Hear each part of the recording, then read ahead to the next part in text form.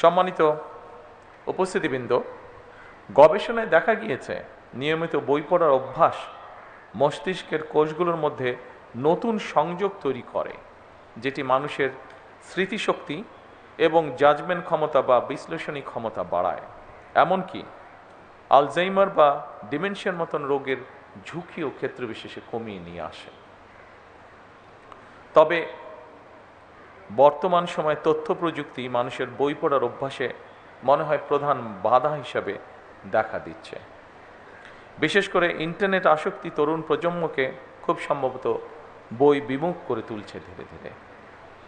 ইন্টারনেটে অবশ্যই বই পড়া যায়, তবে গবেষকরা বলছেন বইয়ের পাতায় কালো অক্ষরে লেখা বই পড়ার মধ্যে যে জ্ঞানের গভীরতা উপভোগ করা যায়, সম্ভবত একইভাবে দিনের পর দিন কম্পিউটারে মনিটরে ডুবে থেকে জ্ঞান অর্জন হয়তো সম্ভব, তবে শরীরে এবং মনোজগতে এর একটা সাইড এফেক্ট বা পার্শ্ব প্রতিক্রিয়ার প্রভাব রয়ে যায়। যুক্তরাজ্য কিংবা কানাডার মতন অনেক উন্নত দেশের বিশ্ববিদ্যালয়ে গবেষকরা বলছেন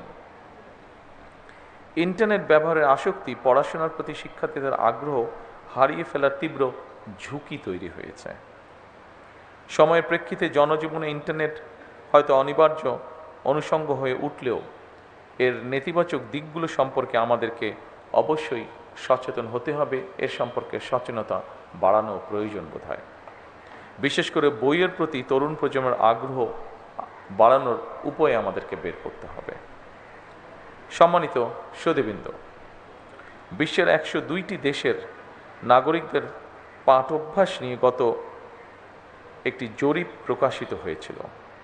অস্ট্রেলিয়া ভিত্তিক সিইও ওয়ার্ল্ড ম্যাগাজিন জরিপের ফলাফল বলছে যুক্তরাষ্ট্রের নাগরিকরা বই পড়ার শীর্ষে রয়েছেন। সর্বনিম্ন তালিকায় রয়েছেন, ভয় পাবার কিছু নেই, এটি বাংলাদেশ নয়, সর্বনিম্ন তালিকা রয়েছে আফগানিস্তান। তবে বই প্রেমীদের এই তালিকায় আনফর্চুনেটলি 102টি দেশের মধ্যে বাংলাদেশের অবস্থান 97তম। উদ্বেগের বিষয়, ভয় পাবার বিষয় নয়।